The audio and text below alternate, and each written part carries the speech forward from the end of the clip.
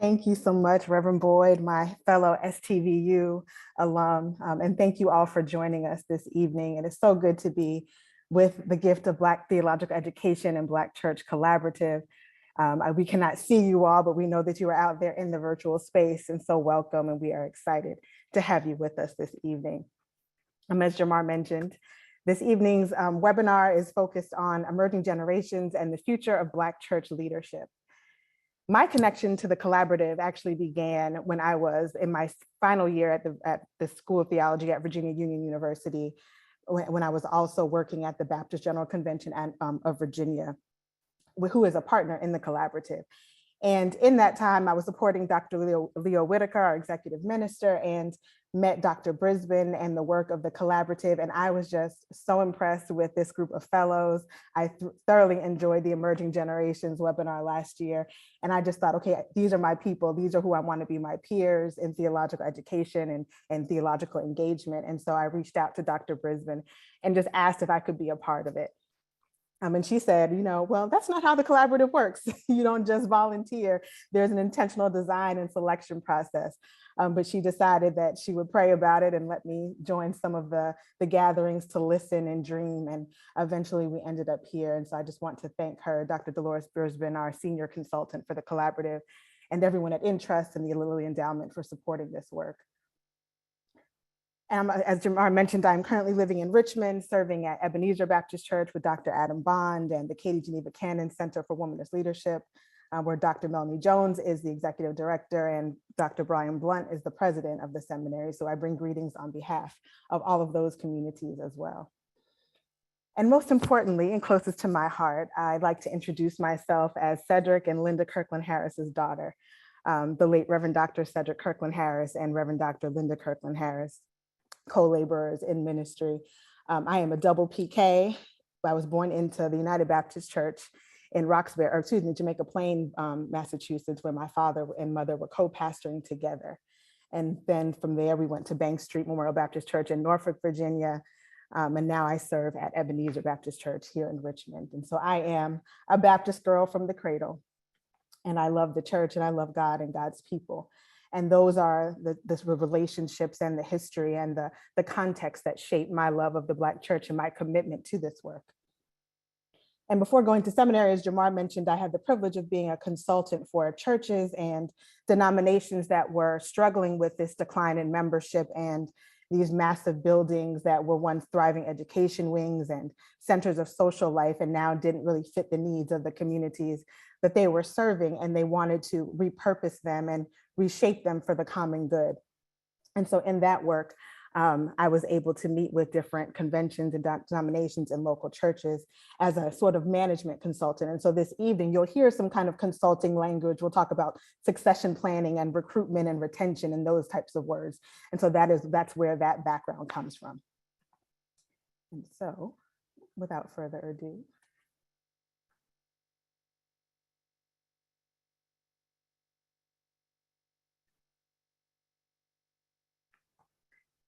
just to give you an overview of our time together this evening, there are kind of two questions that are shaping this conversation. One is, what do emerging generations want to hear from the church? And the other is, what does the church need to hear from emerging generations? You will later on hear from Emerging Generations, our beautiful panel of fellows who are brilliant and will share their experiences and backgrounds with you. But our conversation this evening will focus on these two questions of, what does the church need to hear and what do emerging generations need to hear in order to move into the future together. We'll talk about things like how to be relative and understanding and inspiring and empowering to the next generation, how to engage and encourage and recruit younger generations of leaders. And we'll talk about how to strengthen intergenerational relationships in the church. And really, I think that a lot of what we'll hear is language around giftedness and passion and love and commitment, and really about trust and mutual trust that needs to happen for us to continue this work. And above all else, we are guided by the Spirit and thanking the Holy Spirit for keeping us as we traverse this journey together. And since this is the Black Church Collaborative, we ought not start without grounding ourselves in Scripture. And so I would like to invite us into the text, into the book of Nehemiah. In full disclosure, my home church, Bank Street, has invited me to be the anniversary speaker, and this is the text that they have chosen on rebuilding. And I just thought it was fitting to and beloved to me to think of a child of the church returning home and sharing a message of rebuilding, which is consistent with tonight's theme. And so we're going to start with two parts of Nehemiah: the beginning of chapter 1, and then towards the end of chapter 2. I will read them for you, but they are on the screen for folks who are visual learners. And then we'll talk about some of the parallels between the biblical text and the contemporary Black church context. So I'm reading from Nehemiah chapter 1, verses 1 through 4, and then I will skip to chapter 2, verses 17 through 18, and I'm reading from the New Revised Standard Version. The words of Nehemiah, son of Hilkiah, in the month of Chislev, in the 20th year, while I was in the citadel of Susa, one of my brothers, Hanani, came with certain men from Judah, and I asked them about the Jews who escaped, those who had survived the captivity, and about Jerusalem.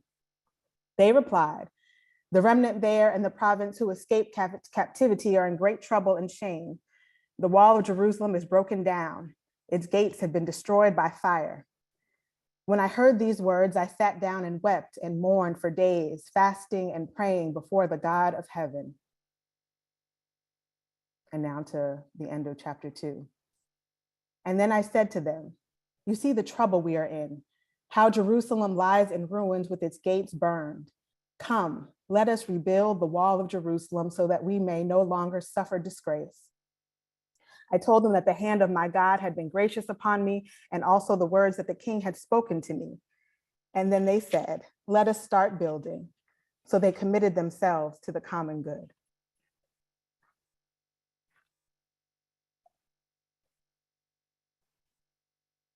And so I am inspired by this text. One, because the biblical context, in my sanctified imagination, Nehemiah is a millennial or an emerging leader in who is still serving the Persian or Babylonian king after the exile. And he goes to what could be a group of elders or community leaders or just his friends to inquire about those who had been left behind in captivity. And so in this progression, we see some parallels. And so in the biblical context, Nehemiah is asking about the remnant who escaped captivity and are in trouble. And for in the Black church context, there's a similar parallel where we are seeing that desegregation, decentralized and destabilized Black community life. And I see a common ground there because there was a time which we all love and to think about when the Black church was the center of Black social life, right? It was where we had our gatherings around food and relationship and worship and just social activities and dances and picnics and barbecues. We're not going to talk about picnics, but that's another story.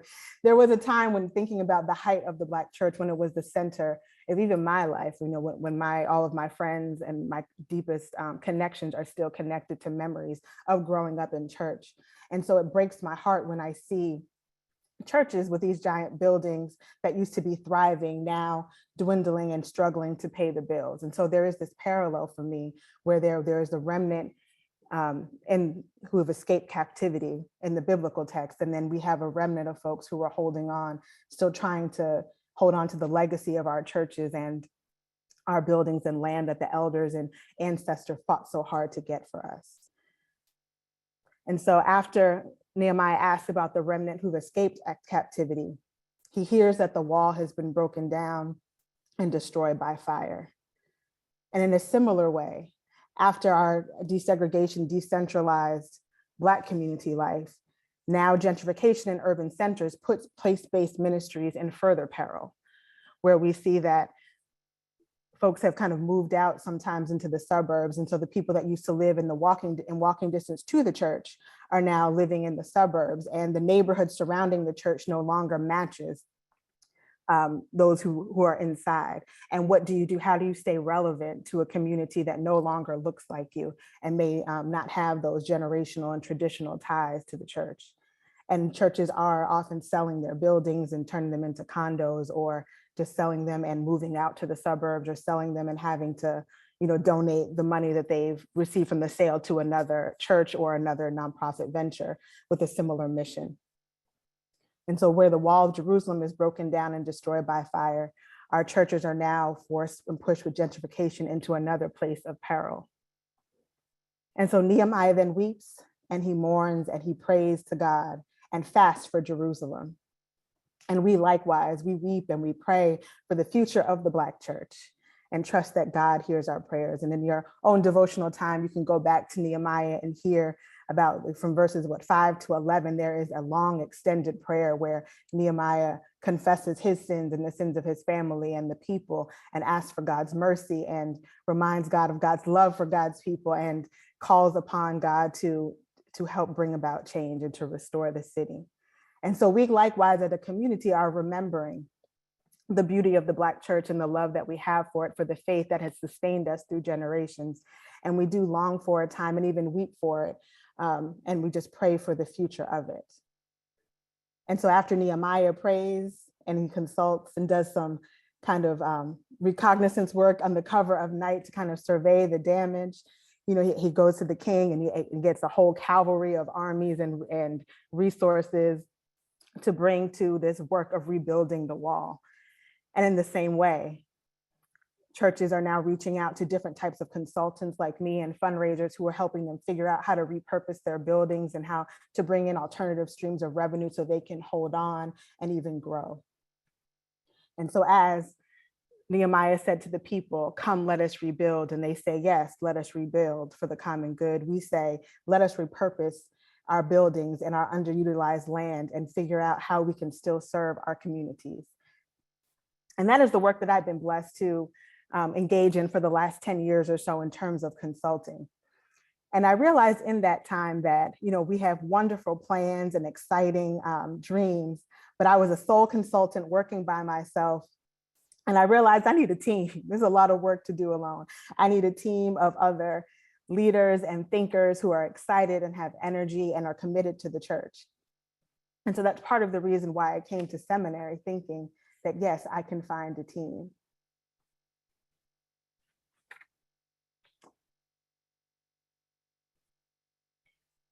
But there are some challenges in that work. I think because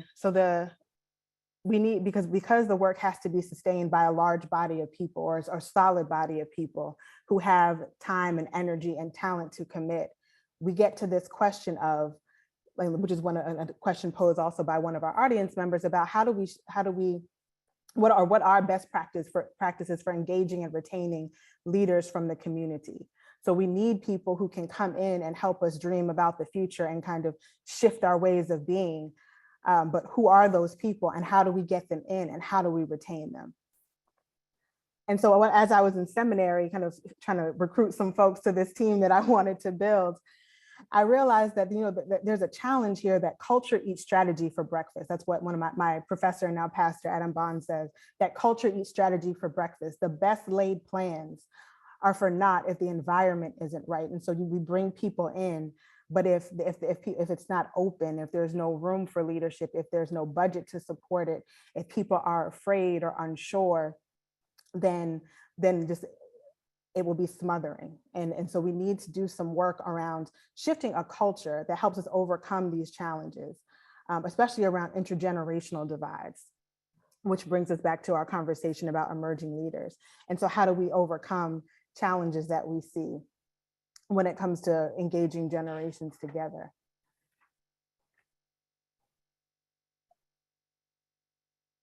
Now, before we dig into the work of generations and intergenerational work, I just wanted to put up, we'll do some quick defining where because we talk about generations and sometimes people know who we're talking about and sometimes we're not so sure. And so just for your reference, we have the GI generation, or also known as the World War generation. And these are folks who are in their 90s and older. The silent generation are folks born between 1925 and 42. They came of age during the Second World War. They are known for embracing a belief in conforming to authority and cultural norms to succeed and make a good living. Baby boomers, born between 1943 and 1964, is a generation that came of age during the Civil Rights Movement and the Vietnam War era. And this generation is attached to kind of the golden age of rock and roll and protest and social and political nonconformity. Generation X are born between 1965 and 79. These folks came of age with television as a babysitter and music videos as a new form of cultural entertainment and critique. And then millennials, which is my generation and the generation of the fellows on the call this evening, who will be our panelists, were born between 1980 and 1980 and 2000. And so that's a wide range when we think about generations. There's usually 15 to 20 years, but millennials came of age at the start of the internet and the rise of the e-gadget or iGadget or craze. And this generation is also often labeled as self-centered due to our delay in the formal rituals of adulthood, like marriage and home ownership and civic affiliations. And then Gen Z are the ones after us, born between 2001 and 2015. They are connected by phones, like their phones are an extension of their arms and their hands. They have tablets and computers and social media that kind of guide their interactions. And some studies are showing that this generation is spending more time alone and actually suffering from higher rates of anxiety and depression than prior generations. It's important to say that there's no real agreement about the dates, the kind of ranges, and the descriptions, depending on which kind of guide you're reading. Like you'll see different descriptors of each. But we really want to focus on millennials and Gen Z and these are the ones that we're thinking of when we say emerging. I first heard that term emerging generations last year with Dr. Brianna Parker, who led the first Emerging Generations panel. And as I was talking to some of the other fellows, these questions started to come up about, who is emerging? Or, I'm 40, I don't know how emerging I am, I'm already here. And so we're going to shift the language a little bit. So when we're just because, we're millennials and we're defining this space for right now, we're going to say for millennials who are anywhere from, about 22, just getting out of college, to 42. The older millennials are in their 40s with kids and bills and, mortgages and all of those things. So we're going to call them emerging leaders because we are already here and established in our careers, but we are seen as often the kind of next generation of leadership within the church.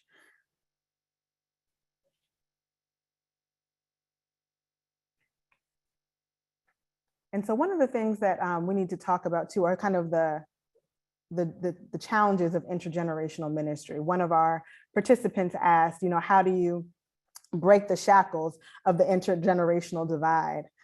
And the thing about this is that, the terms of young and old are really subjective because it's kind of like anybody older than me is old and anybody younger than me is young, but there's a kind of range. And then we have, depending on who you're talking to, you may feel old or young. Like my niece, my 13-year-old niece, asked me one time, we were sitting at the kitchen table, and she said, what was it like to live in the 1900s?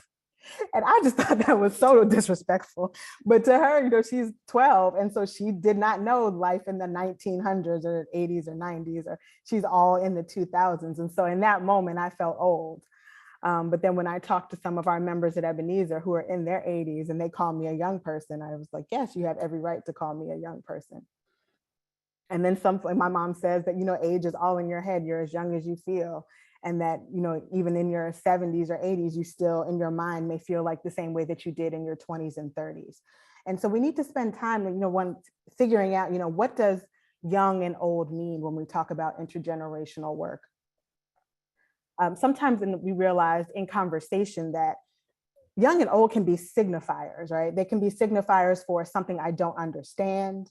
They can be signifiers for something that I don't like, or that may not feel relevant to me. Sometimes it can be irreverent, like, oh, I don't want to do that old mess, or dismissive, like, oh, you young people, this. And so it has more meaning than just, a child at the beginning of their life or a seasoned saint that's approaching the transition onto heaven. There's a surplus of meaning in this language. And so we need to unpack that. I think, as I mentioned before, when I was in seminary, I was thinking about intergenerational work. I was talking to some classmates and I would hear really kind of hurtful things about younger generations. And some biases that were really damaging. And so I realized that we need to unpack those things. And if we're going to make this work meaningful, there needs to be a culture shift. And so when I was in those conversations, I would hear things like, oh, young people just want to come in and take over and throw everything out. And these were my classmates in class. And so, and I think some of you may have heard that before, may even said it before, but there is this sense that younger people, want to come in and just throw out all the tradition or throw out the history and just start over. And so we need to talk about that kind of internal controversy there of what does it mean, or how do we overcome this idea that a new generation of leadership is just going to take over and throw out everything that has meaning to folks who have been there for a while. Another thing I heard were, oh, these millennial teenagers don't know how to speak. They just look at you and keep on walking. And someone actually said, a classmate said that to me. She was in her 50s and she was looking at me and was talking about how millennial teenagers don't know how to speak. And I just said to her, well, I'm a millennial and I'm in my 30s. And so there's some misunderstanding there about what a millennial is, just that millennials are not just all young people or anybody who's, in grade school. But this also speaks to a sense of, disrespect or, just longing to be in relationship. And so they think there's a lot of meaning in this kind of statement as well. Another thing that I came across in my Christian Ed course was a quote from Donald Griggs, where he said, we can either lament how things have changed over the past several decades or see these days as a challenge to develop strategies for responding to today's realities. And in that context, I think I hear that a lot, where we just, that there might be younger folks that say to the seniors, just get over it. Like, we get over the past, we don't dwell on the past, we need to move into the future, which is, we do need to move into the future, but that can also be dismissive and hurtful to older generations. And because there's life and history and meaning in the past. And it's okay to lament. Like our text in Nehemiah tells us that, you can mourn and lament and weep and pray and have hope for the future. So it's a both and. We need to do that, lamenting and mourning, and to help remember in order to move us into the future. Those memories from the past do help us carry on.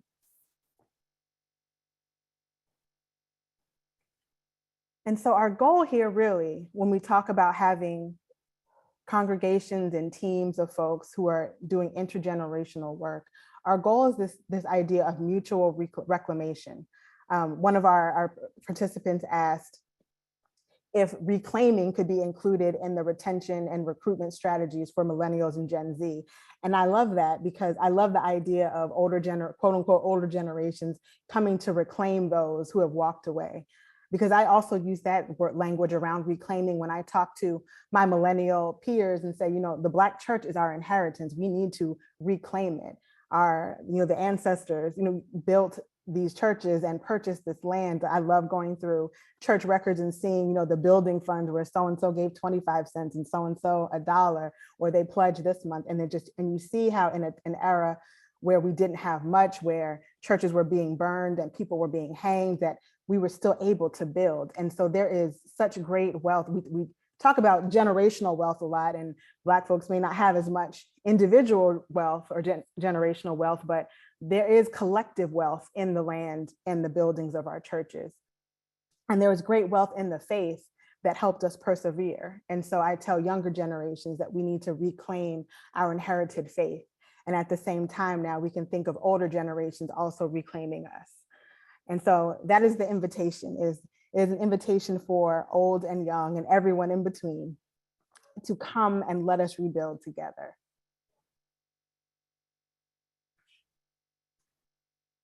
And so as we get ready for our panel conversation, I do want to share that, there is a way forward, right? Like there are some hard conversations sometimes that have to happen in intergenerational rooms, and biases that need to be dismantled, and hurts and fears that need to be shared and overcome. But there is hope. There are different ways that people are approaching this work.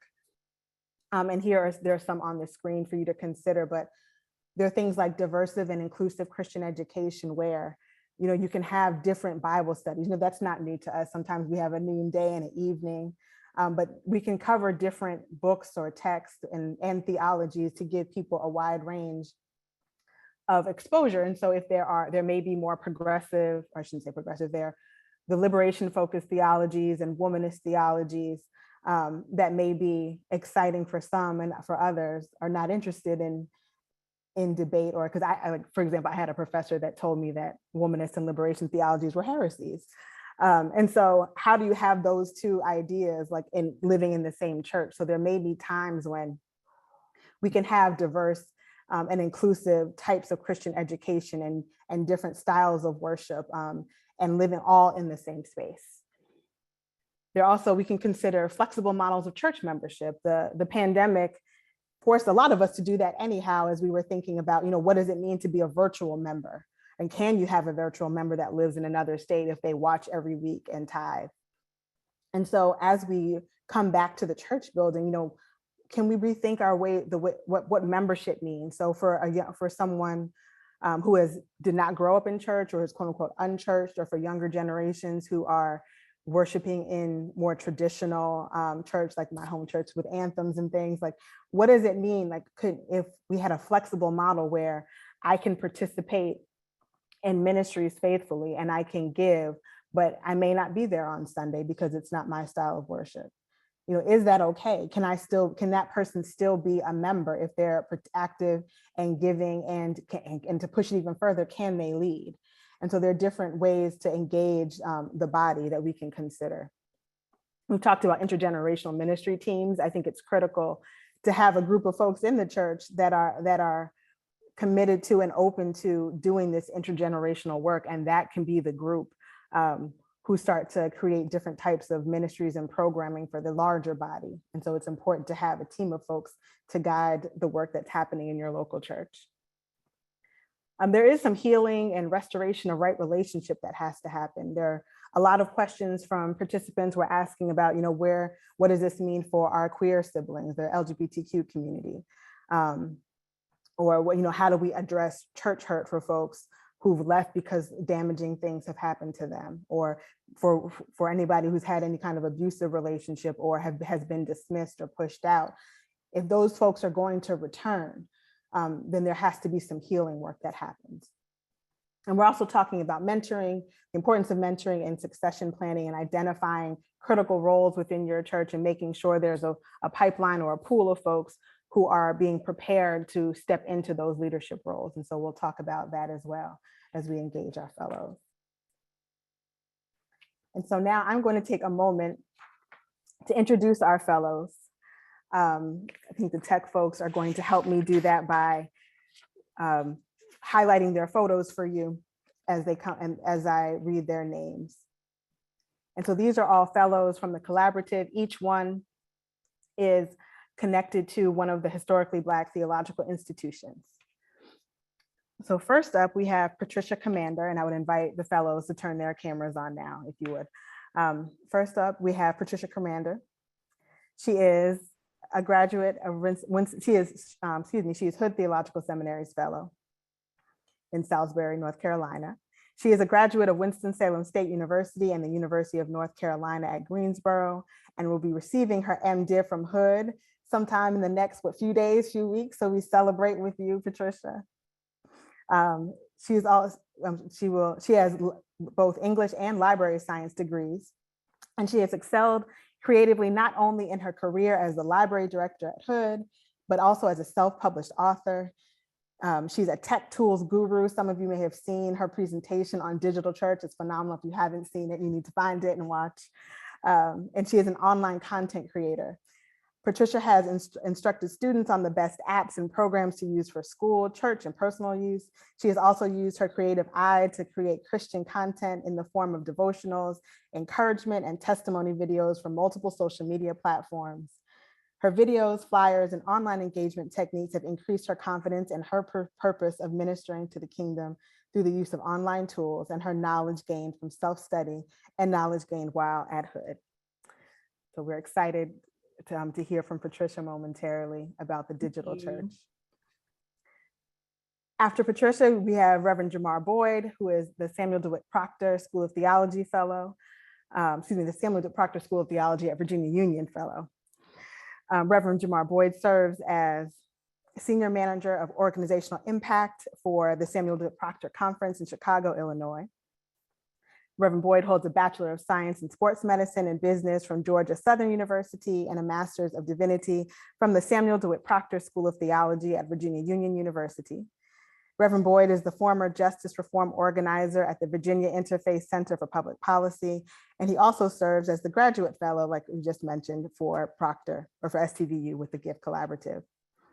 He acknowledged his call to the gospel ministry in 2014 and was licensed at Agape Worship Center in Statesboro, Georgia, and has also served at Cedar Street Baptist Church in Richmond, Virginia, where he was, I believe, ordained by the church and the Reverend Dr. Anthony Chandler. His heart for church and humanity does not cease with congregational service or the commitment to social equity and justice. It's furthered through published literary works. And Reverend Boyd's compositions are available online with Abernathy Magazine, Baptist News Global, Faithfully Magazine, Medium, and Sojourners Magazine. So welcome, Reverend Boyd. From Shaw University, or Shaw University alum, we have Minister Kathleen Judd, who is a proud Bear. She received her Master's of Divinity from Shaw Divinity in December of 2020. She currently serves as the theologian in residence at Prince of Peace Lutheran in Greensboro, North Carolina, as well as one of two Shaw University Divinity Schools, is one of two fellows at Shaw Divinity. And Kathleen is actively working to create a life of healing and full of liberation for all people. Her work ranges from gardens to churches to various levels of government. Welcome, Minister Kathleen Judd. Then we have Dr. Catherine Stout from ITC, the Interdenominational Theological Center in Atlanta, Georgia. I believe she's currently based in Memphis. Dr. Catherine Stout is the bureau chief for Talkbeat, Tennessee. She spent 6 years as a journalist at the Commercial Appeal in Memphis, where she won the Horizon Award for Outstanding Performance from an early career journalist. She worked as features reporter and columnist before pursuing a career in research and education.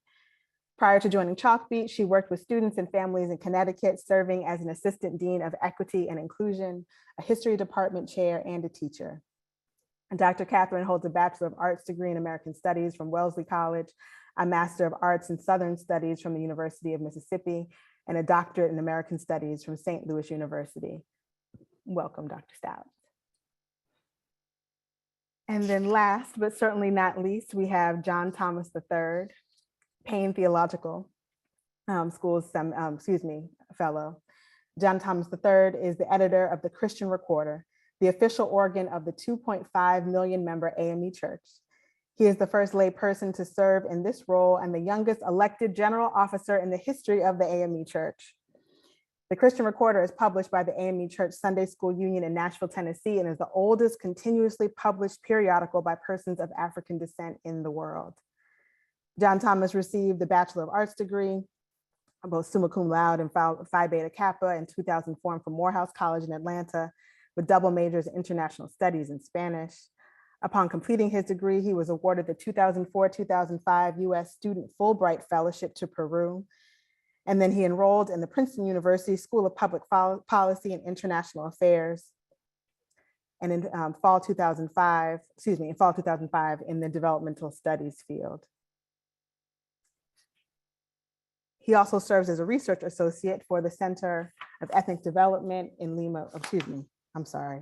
You all have to forgive me. We have, our scholars have fabulous bios, and I would encourage you all to read the full, look them up, Google them. I'll try to power through so we can get to the conversation. I'm so sorry, John. But John currently serves as research associate for the Center for Ethnic Development in Lima, Peru, and a presidential fellow for Payne Theological Seminary. He is on the boards of the Associated Church Press, the World Association of Christian Communications, and is a member of the World Methodist Council. Thank you, John, and forgive me. Charge it to my head and not my heart. All right.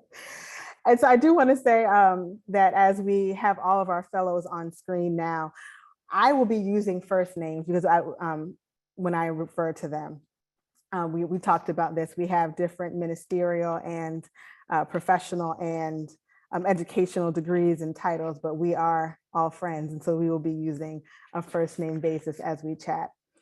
And so as we begin to get ready for as we start our Q&A, what I'm going to do is I'm going to pose a single question to each fellow first, without a follow-up, or because I want you all to hear from them. So this will kind of, in addition to answering the question, this will kind of sort of serve as their opening statement. And then once we have that first round of questions where you hear from each fellow, we'll engage in some cross dialogue, and we will be checking the Q&A box for our audience members. So please share your questions there and send all your amens and hallelujahs in the chat box. All right. So first, I am going to start with Patricia. So Patricia, this is an online conversation. Mm-hmm. The collaborative, like every other organization in the world, had to figure out how to pivot online when the pandemic had us on lockdown. But you are not new to this. You're true to this. You all have to forgive me. I love Black life colloquialism. So every now and then some irreverence might slide in, but I love that you're not new to this, you're true to this. Mm-hmm. But you've been working and serving and leading in digital ministry spaces before the pandemic. Mm-hmm. And since the first conversation or module that the collaborative had was with Eddie Glaude, Dr. Eddie Glaude, asking us to revisit the question, is the Black church dead? I want to pose a question from one of our participants to you. Okay. I love this question. Okay. Is the Black church dying and being replaced with social media? This is a serious question. Right, it's definitely serious. So I wouldn't say that it's dying, it's in a lull. The L-U-L-L word, lull. It's in a lull where it's kind of it's moving online. It's another option where it's able to expand the Black church. So that's my quick, simple answer. It's just in a lull, and social media is just giving another option for expansion. Okay, thank you. And to say a little more, could you share kind of what prompted you to move into digital spaces, as from place-based church to digital space? And by digital, I mean online for so is that before or after COVID? Because it's before, right? Okay. COVID made all of us do it different ways. So I would say beforehand, being that I am a librarian, so it's like I'm, a professional nerd, I'm always playing with technology. So in every aspect of my life, it was about technology. So even when I was in a physical church, I was still using online to actually engage and find new communities and find new resources. So it was the nerd in me, if that's an acceptable answer. It was the nerd in me that allowed me to expand online to find, ministry, worship songs, printables and things like that. So. Okay. Yes.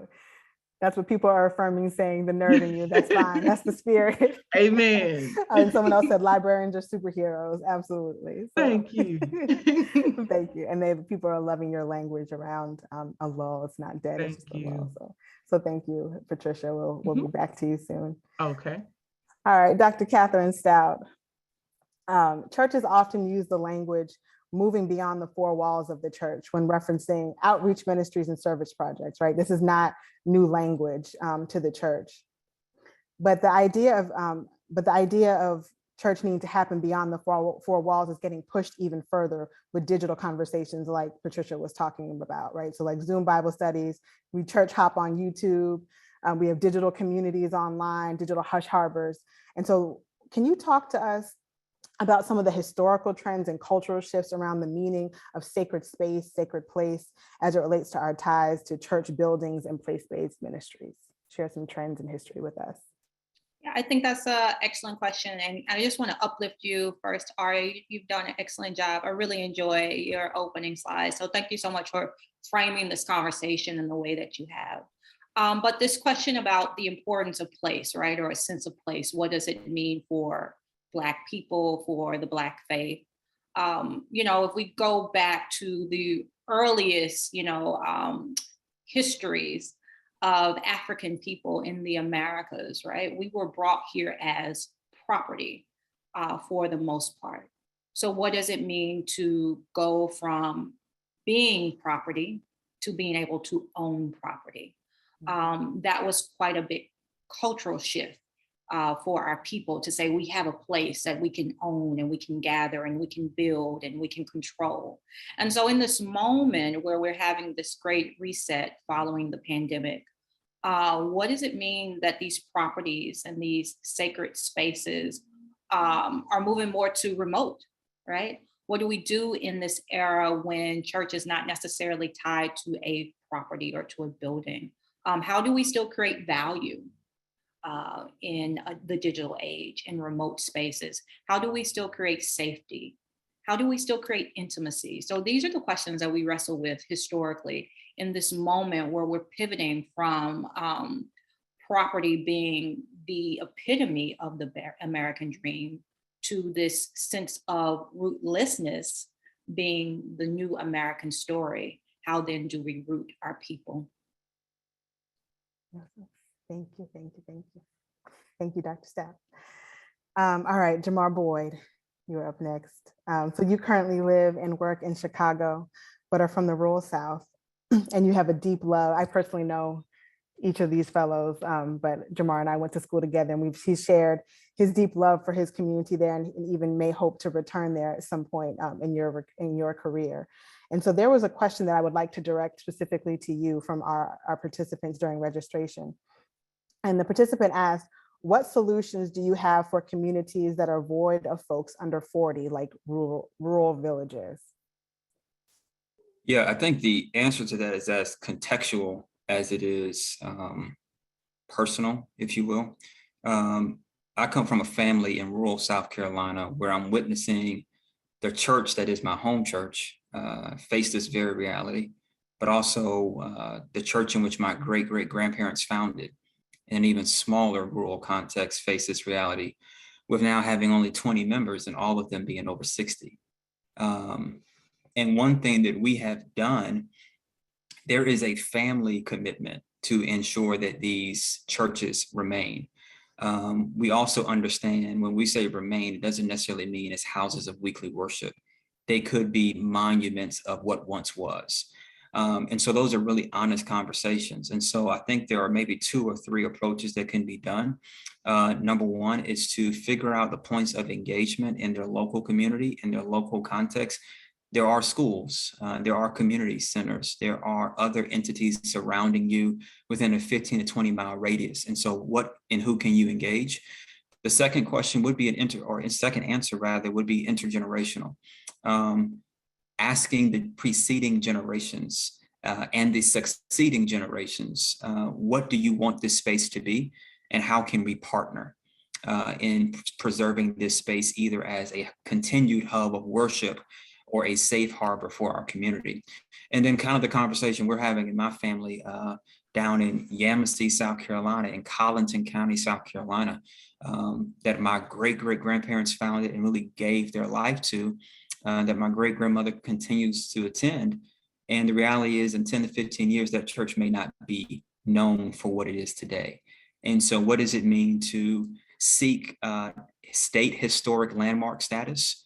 What does it mean to have the intergenerational family conversation about all the families who remain pulling together to put the church in a trust and a land trust specifically? And so those are 3 potential answers around what can be done. Awesome. Thank you. Yes. Thank you, Reverend Boyd. All right. Minister Kathleen Judd is up next. And so Minister Kathleen, one of our participants asked us to share specific strategies for bridging the generational divide to provide space for new models and theologies. And your work around theologies of land and food and healing I think is a powerful example of some of these new and inclusive intergenerational models of engaging folks. So would you just tell us about your ministerial vision around reconnecting people of African descent to the land? Yes, so it begins with the premise of the land itself being shameful. Most people of African descent believe that they were created from the land, that God crafted them from dust. And over time, connection with the land has become shameful for people of African descent in the Americas because of enslavement, sharecropping, the exploitation of Black bodies on land that has just been soaked with our blood over generations. When I was growing up, farming, gardening, those were all things that were looked down upon, considered to be tools of people of a lower caste, and very shameful work. Over time, African descent people have completely lost connection with their food chain. Many of us do not know that the food that we consume come from large industrial farms that are literally poisoning poor Black and brown children for profit, that the food itself is making us sick. And we have somehow developed this unconscious thought that working with the land is shameful. And therefore, in many cases, our own bodies are shameful as it was created from shameful land. So when we look at those type of theology in that space, this subconscious, continual shame that we carry within our bodies, within our DNA, Resmaa Menakem's book, Our Grandmother Hands, talks about this energy, these traumas that we carry within our DNA from generation to generation. So by creating spaces within the church where we reconnect with the land and create spaces of healing, we're able to heal ourselves on the deepest levels. At the church where I'm currently the theologian in residence, we have a farm. And on that farm, people are invited to come work. We have conversations around what it looks like to be on the farm. So not only are we creating a space for healing, but we're simultaneously creating a space for healing and food, where the community can now take plots on that land. We have a lot of land in these beautiful Black churches. We have spaces in our parking lots that aren't being used. We have green space around it where we can feed our bodies and we can feed our souls and explore a part of what it looks like to be in the garden with God. Thank you, thank you, thank you. Yes. Thank you. I was reading it. So if you all are not checking the chat, people are hollering preach and yes, and healing in food. So yes, thank you for sharing. All right, Mr. John Thomas III. You are in a unique position, being the youngest elected officer in the AME Church since 1865. That means that you are the youngest in the room and oftentimes the only youngish person or youngish adult in the room. And so I think your journey can be an example of what emerging leaders can accomplish, an example for young clergy who are trying to navigate through the institutional church and these systems and structures. And so would you just share what you've seen work with respect to mentoring, advocating and making space for millennials or younger generations in senior leadership, and what that journey and navigation process has been like for you? Well, first, Aria, again, I want to thank you for putting together the presentation. People have been asking for it. I want to see it myself. You know, I've been on dozens of panels like this, and using Nehemiah is something new, but I like the idea of us looking at us rebuilding a wall, if you will. To rebuild, you have to admit that something is broken. And I think that sometimes our elders have an issue with admitting that the system is broken. The church we are in is broken. And broken things aren't bad, but they have to be rebuilt and remade. And the wall that Nehemiah built wasn't the same wall that was built in the old days, but it was a new wall and a different wall. So I say that to say that my unique story being where I am today, I was checking the chat and there were some comments about trust. How do we get trust? And this piece about fear and this piece about whatever.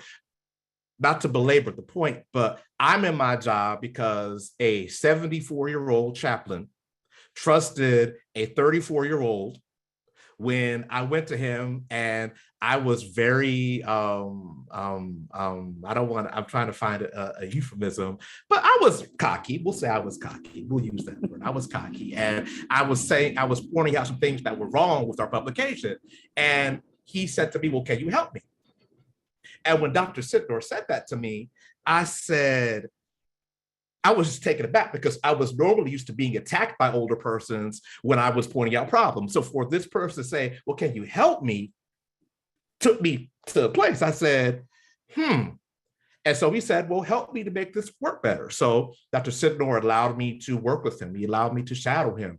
He sent me to cover meetings. He let me learn from him. Now, mind you, the recorder that I run today is not the recorder that he had, but I've learned from him because he trusted me and allowed me to work with him, and he wasn't scared of me.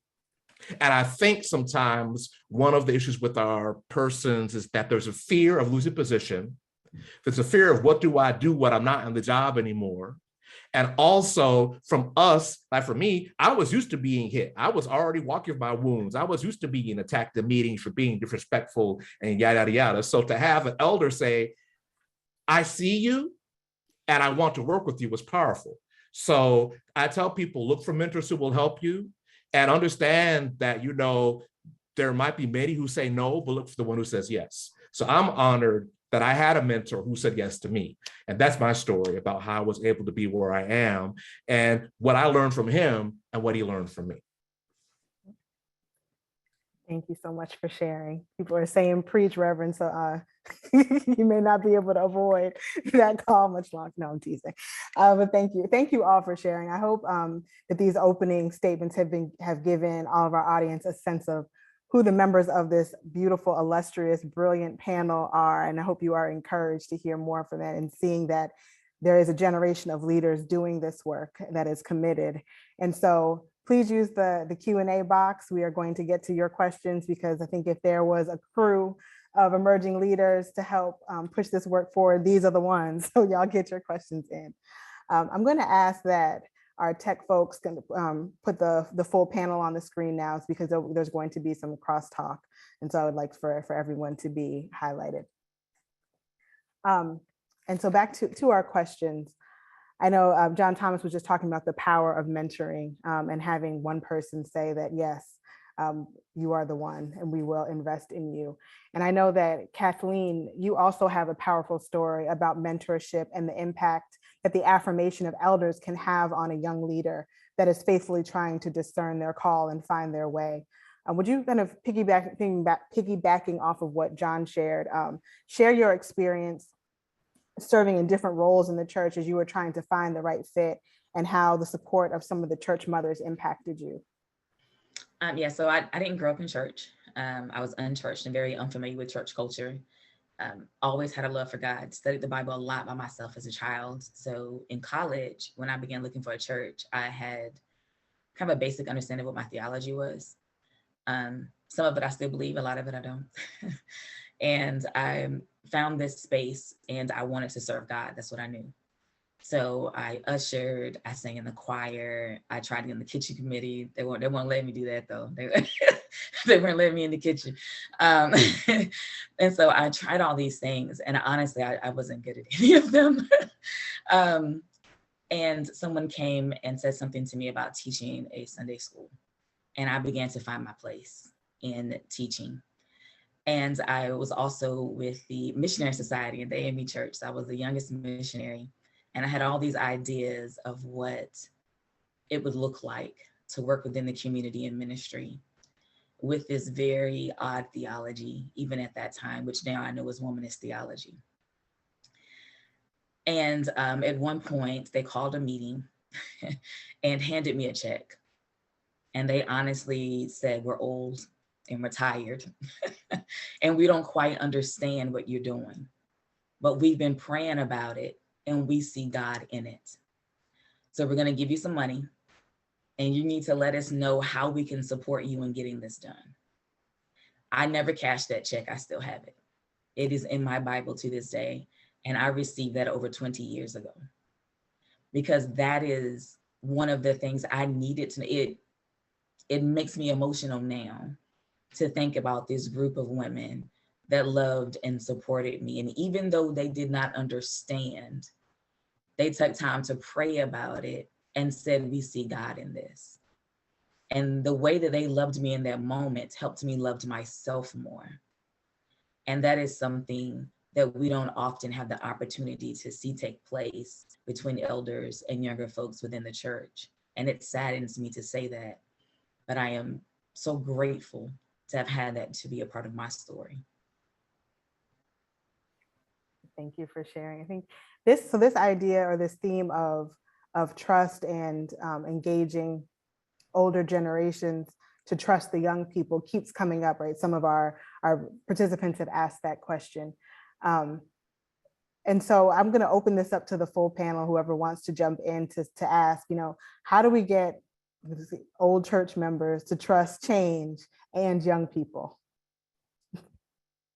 And I will say, I use the language of trust because there is, I believe that there is something of a trust issue when there is a resistance to handing things on, or if you say that, oh, you're just going to throw everything out, or you don't know how to do this, like you don't trust me to continue this on, or to continue to honor you and preserve this and to still care for you and show you that you matter. So I think there may be some mistrust of younger generations. So does anyone want to jump in on that question? How do we get older members to trust change and young people? I'll answer in part to the best of my abilities.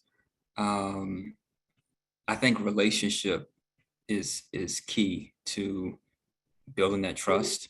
I think a lot of times millennials, and I'm speaking for younger millennials here very personally, we can be very arrogant in our ambition to see a place progress and see a place grow, absent of understanding what made a place what it is, the foundational principles, and who the key players were and still are in sustaining that place. And so if the intentional work to build relationships are not there, like figuring out who is the mother of the church, and are her children still in the church? And if her children aren't in the church, are her grandchildren in the church? And if her grandchildren are in the church, who has she adopted as her children or grandchildren? And would she be willing enough to adopt you? Because her adoption of you could make you could be the power play, quote unquote, that you need to make some things happen behind the scenes. So I think relationships is number one. I think the second thing is, if you can build the relationship, you can have honest communication. And that is the answer for me. The relationship allows you to have honest communication. I'm very blessed. I have a lot of what I call elder mentors, but who are not just mentors and bosses. They're like other mothers to me. And so after we get through the 9 to 5 conversation, I can call them at 7:30 at night and say, look, I need to talk to you about something really, really personal, some business stuff, some personal finance stuff, some off the wall topic, right? And they will let me throw out this crazy idea and then bring me back to center, or journey through the decision that has to be made. And the same kind of correlation can be made in the church. Everything is relational. Everything is interconnected. Everything is intergenerational.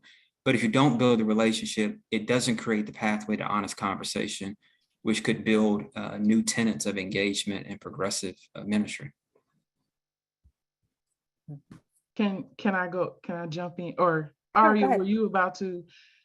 Let me share a scripture. I just want to share a scripture, and I had to Google it first to make sure I had it right.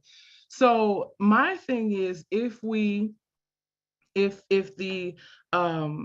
older generation has an issue with trusting the younger generation, it takes me back to what Kathleen was saying about the ladies wouldn't let her in the kitchen. But I feel like if you are teaching, can't you trust? And so I pulled up Titus 2, and it was basically talking about you teach the older men are to teach the younger men, and the older women are to teach the younger women. So if we're in the kitchen, if women are in the kitchen, if men are in the field and they're being taught, can't we be trusted if we're being taught? So I guess maybe flipping that, are the ones that have the issue with being trusting, are they teaching us? Not like, being shady or anything, but I'm just saying, I wonder if that's maybe what the issue is, because if you trust what's being poured in, you don't have to worry about us messing up in the kitchen. So just wanted to throw that out there. That was Titus 2 for anyone wondering. Thank you. If I could chime in off of that, someone in the chat made a comment about perhaps the boomers didn't teach why the church was important. They just took folk to church. And I ask the question sometimes, do you want the church to die? And I sadly think, and there are a lot of AMEs on here, so forgive me for saying this. I think that sometimes, at least from what I've experienced, there are people who have become so enamored of the culture of church, the position of the church, that I think that they would be okay with the building being swallowed up and them being the trustee, steward, or deacon until Jesus calls them back if they go to Jesus. And I think we have to have a radical understanding of what the church actually is. It is an engine of engineering souls. The Black church is a progressive place where we go, where the community has gone to be fed and do work and ministry. And just because the church that was relevant in the 70s and 80s and whatever doesn't look the same way today, we're still doing it. The problem is perhaps the structure needs to be remolded. So I'm saying that to say that, do boomers actually want to teach? Do they want to share? And sometimes I wonder, and I've struggled with that, because for as many good mentors I've had some folk who I'm convinced want the church to die because they don't want it to go past them. I want to hop in on this conversation because I want to go back to who wants to teach what's being taught in this sense of history, right? Miss Carter Taylor put in the comment, like the younger generation, the elderly want to be appreciated for the journey. I think there's this myth that millennials, Gen Z have no sense of history or no appreciation for history. I'm going to push back against that really, really hard. And I'm going to tell you how I know. I know this from being a history teacher and history department chair. But I also know this when we look at what happened with the state test scores this year across the country, right? Across the country in standardized test scores, we know scores went down during the pandemic in reading and math, but they went up or remained the same in history. That means in this moment where so much was shifting, there was this hunger from students to connect what is happening in this moment with something that happened before, right? Our students, our young folks, our emerging leaders, they have a deep, deep appreciation for history, but they want a relevant history. They want a practical history. They want a usable history, as sometimes we say in scholarship. So when you're teaching the history of the church, or you're teaching what this was built on, don't just tell me what founding Sister Mary did in 1956 when she opened the church. Go the step further and put it in context and tell me why that matters to my work today. What our emerging leaders and young folks want to see is that the past is present, right? And so what are the ways that we can excite them about what happened in church history, but also how it's connected to this present moment? I just like to comment on this super quick. I do want to present some grace to the sisters that wouldn't let me in the kitchen. They explained, they were like, listen, we've been cooking together for over 20 years and they were moving. And I didn't have the groove. I didn't have the groove. But I do want to say, when we're speaking about the history of the church and what that looks like for us, I was in another church situation where there was not that type of support and love from the elders. And I do believe with my whole heart that they did not have the language to put around the lack of appreciation, the lack of support, and the lack of love that these women who have supported the church from their youth felt from the male leadership within the church, locally as well as in the district.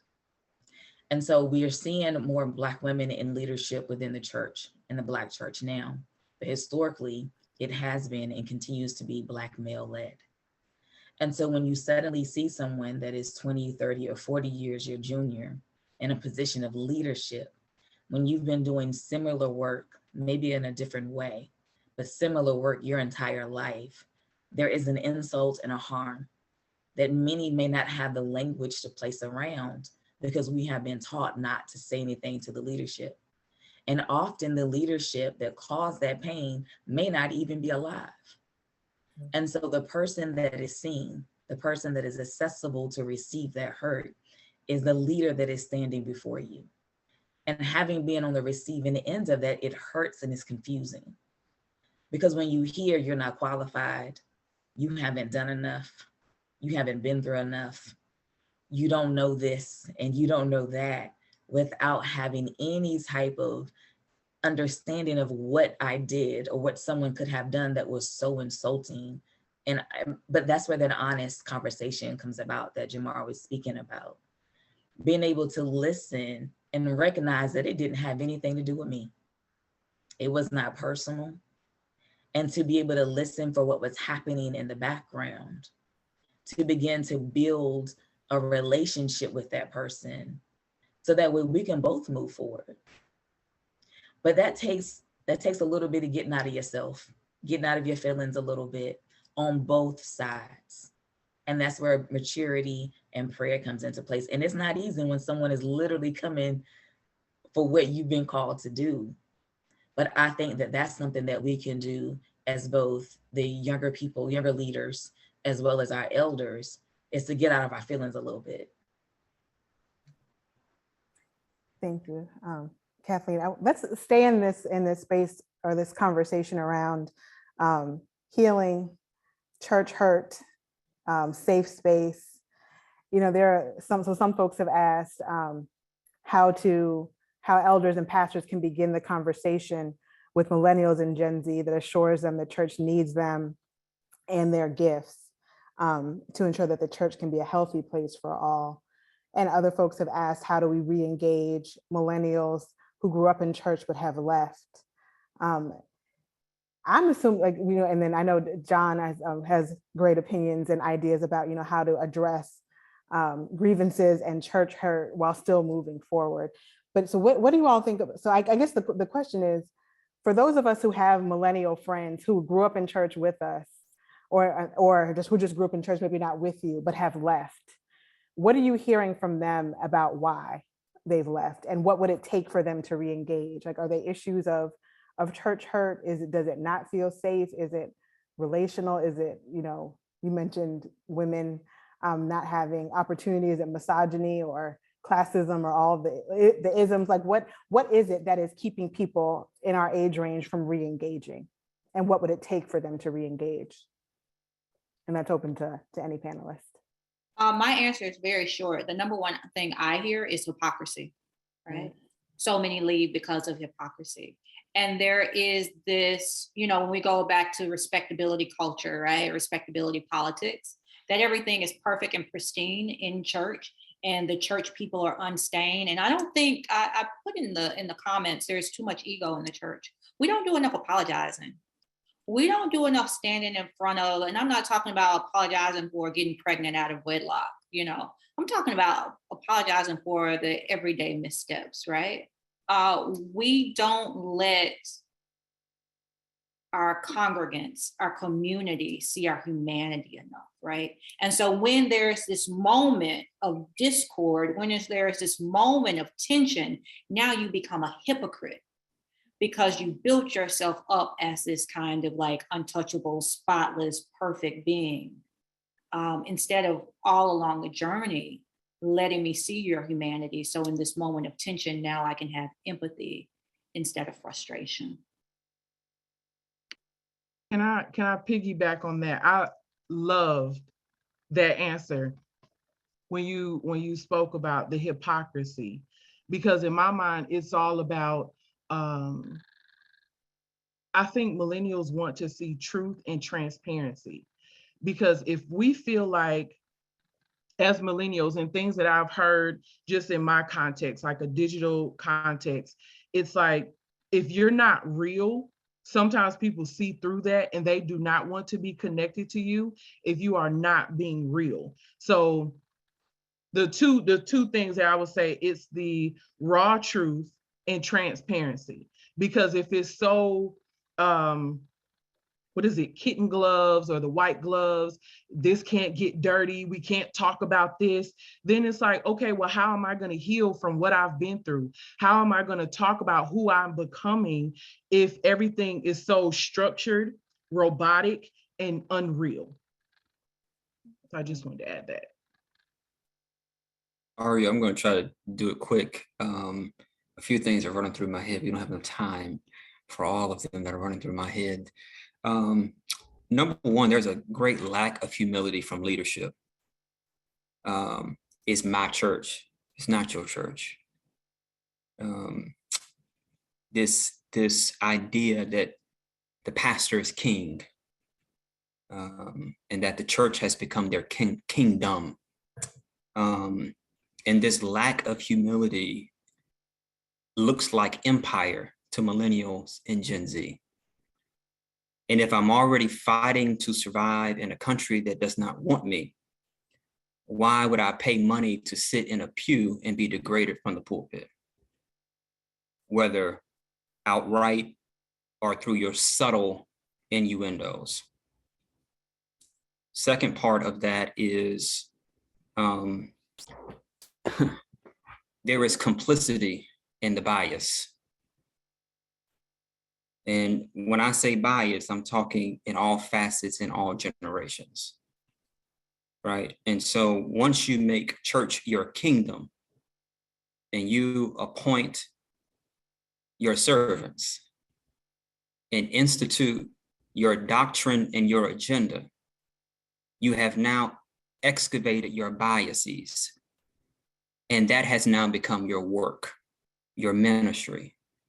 And so you don't leave the four walls of your church. You don't impact the community around you. You don't understand the depths and the realities of mental illness, that ageism is real, that homophobia is real, that misogyny is real, that patriarchy is dominating the Black church in ways that arguably it has not dominated since the 19th and 20th century. Let alone this deep commitment to capitalism. We would rather our churches look like white. Like, you're being recorded. I'm teasing. But we would rather our churches mirror whiteness than be authentically African and community-centered. And you're asking the question, why are millennials and Gen Z going to these white churches with CCM? Because you have taken Christian contemporary music and replaced it with your choir. You don't sing hymns anymore that communicates the theology of the average Black person better than any of your preaching. And so we have taken what Hillsong and Maverick City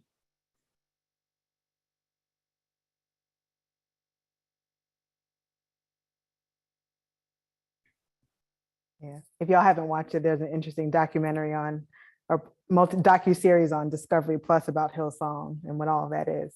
Can I hop on this topic real quick? Is that okay? Or yes, and then because I do, yes, and then I want to redirect us because we're coming to time. Go ahead. Okay, no, I just want to say really quickly, I'm a community organizer. So like, there's a lot of stuff that I do that I did not put in my bio because I feel like it's more important, the space, the heart that I'm coming from as opposed to what I do. But as a community organizer, I see a lot of us at protests. I see a lot of us praying, having ritual, having church in the streets, advocating for justice, because they can't find those spaces within the churches. They can't find it digitally, and they can't find it in brick and mortar because it's not necessarily existing in a space that affirms them. Either maybe not affirming them because of their gender, maybe not affirming them because of their sexual orientation. And that is something that we often don't talk about in the church, is what it looks like to be female, to be non-gender conforming, to be queer, to be poor. I don't know about a lot of y'all, but I was broke when I first started looking for a church. Go to a church and be poor and not understand church culture, Black church culture, and see how you get treated. And so it's not safe, is what a lot of it boils down to. As someone who's seen people who take what they learned and grew up in church and activate it in the streets, but understand that there's not a space for them to activate that within the church because their literal bodies are unacceptable in the house of God. That's a problem. And for a lot of us, if my friend can't sit in that pew, then I will not. And if there's anyone to blame for that, blame y'all for raising us to stand together. I'm sorry, I'm trying to keep my moderator composure, but I'm hollering. Thank you. We hear so much, right? So there is, the church beginning to look like empire and not being safe space for how people show up, whether it's in queer or gender nonconforming bodies, whether the healing and the protest and the outcry that they see in the street is not matched in the church, and they don't have, and why is that? The hypocrisy that Kathleen talked about, the lack of humility, just all of these things. We can go on and on about the negatives, right? But the church girl in me is still saying, yes, I know all of these things, and I know all of these things are problematic, but yet I went to historically Black seminary and I'm serving in a historically Black church. And so it's the why, because sometimes we get frustrated in those moments when we get all the isms and the compounded oppression and we feel it. And it's just like, why are we fighting these systems that seem like they don't want us? But for some reason, we are still here. And so I want to ask each of you, each of the fellows, of what is it that keeps you here? What does the Black church mean to you? And what is your hope for the church, despite all of its challenges? One of the campus minister, or campus pastor at Virginia Union, Dr. Angelo Chapman, once said when it was Youth Day, and he just turned to the youth choir and he just said, "I'm sorry." He said, we didn't get everything right. We made mistakes, but we've given you the best that we have, talking about the elders. And so there is something in all of this that despite all of the challenges and the problems, we still have hope. And so would each of you just take a moment to say what the church means to you and what your hope is for the future and why you stay committed?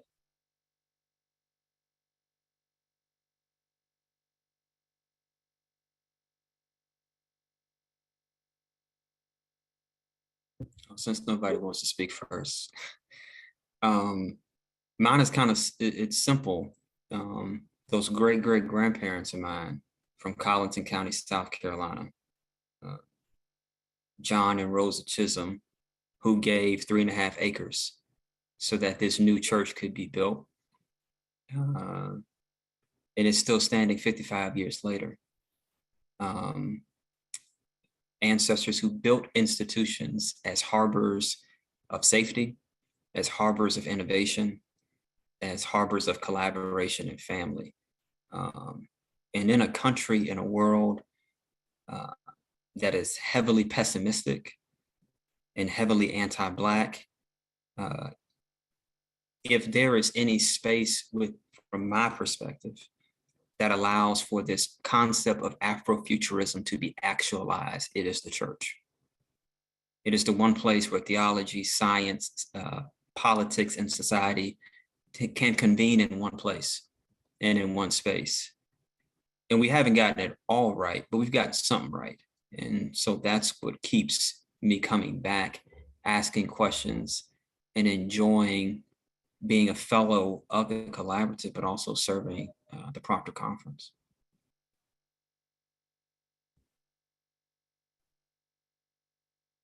So I guess I'll go next. And I'm sitting here, I'm trying to figure out how can I appropriately answer this question without sounding weird. I think I stay connected because I eventually want to be accepted.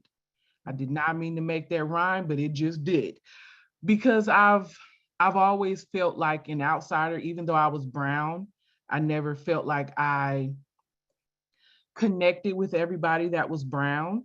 So if I stick to the Black church, maybe one day I'll be brown enough in here where I will connect and what history they have for me,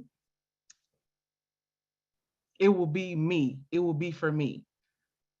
So that's my answer.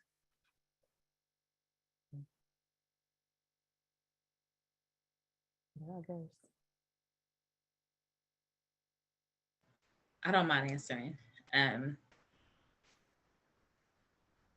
I used to visit my great grandmother's church periodically with her as a child. And that was, I didn't have a lot of spaces where I felt safe.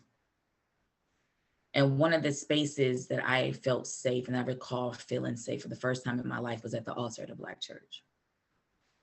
A Black rural church with shouting and speaking in tongues and slaying in the spirit and this love of land, this very African-centered approach to Christianity that I did not know was African-centered, that is often shamed as slave religion. And in that space, I found safety. And then later on as an adult, I found a similar space where I was affirmed for who I am as a human being. The Black church is one of the few spaces that has held on to Black culture. And if we let it go, we lose a lot of our identity, we lose a lot of our history, we'll lose a lot of places where our folks have traditionally found love and safety. But we're also at a space where the Black church is changing rapidly. And we may want to look at redefining what we call Black church and adjusting our theologies as we collectively learn more about who God is. Because maybe in some of these spaces, we had it wrong for a really long time. But to be humble enough to accept what God is showing us about who God is and to live in it. And by doing so, the truth will set us free and we can be healed and we can move forward in a way that maybe we haven't even begun to imagine yet, but God is trying to show us if we'll just open our eyes and see it.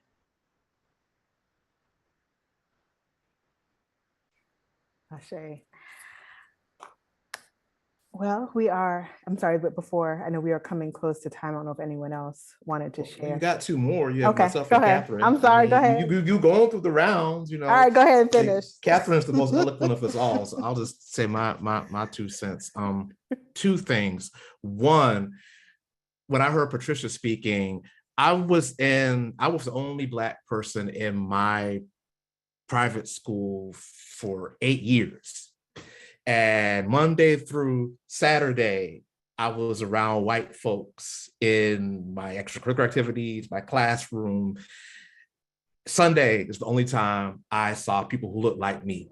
It's the only time that I felt safe. And my mother, the West Indian immigrant that she was, told me why it was so important to go to church. And even today, as you know, I still process what that is. But you know, it wasn't all bad, but the church was a place where I felt safe and belonged. So Patricia, thank you, because I echoed that with you. And the other thing that I'm hearing about the safety, I scared people when I came in. I scared people. People were scared of me. They're like, here comes this arrogant young person trying to make us feel some kind of way. And a dearly beloved mentor of mine who was deceased, Bishop Sarah Davis, told me, she said to me, John, when people know that you love the church, they won't be scared of you. We're here because we love the Black church. We've seen the Black church at its best, the reconciling, liberating, healing place of community that we need. We haven't always gotten it right, but I think those of us who are here see the ideals of what we should be. And what has happened is that we have unfortunately not always lived up to that. And because we see all these great, wonderful, good things, and then we see the homophobia, the misogyny, the fleecing, the other things that happen, that's what makes us say, but you taught us, you pumped us so full of the good things, then we see this. How can we reconcile the two? But when we critique, when we say we need to change, it's not from a place of bashing, it's from a place of love, because we believe and love and want to make sure that the church stays the same place. But just as the United States is not the same country it was in 1776, thank God, the Black church can't be the same Black church as when we started. We have to change, and we are changing. We will change. We must. I guess I'm the last one to respond to this question. I'm a journalist by profession, but historian by training. So as a historian, you can't wrestle with African American history without recognizing the power and the promise of the Black church, right? You just can't do it. You can't tell the story of our people in this country, of our people in this continent, without wrestling with what the Black church has meant. So intellectually, right, there is something that I'm very attracted to about this social network that we call the Black church. But I also want to pivot to Black churches and Black seminaries, because we're all connected to historically Black seminaries.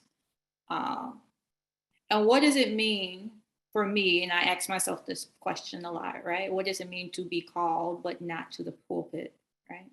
People talked about being weirdos and outsiders.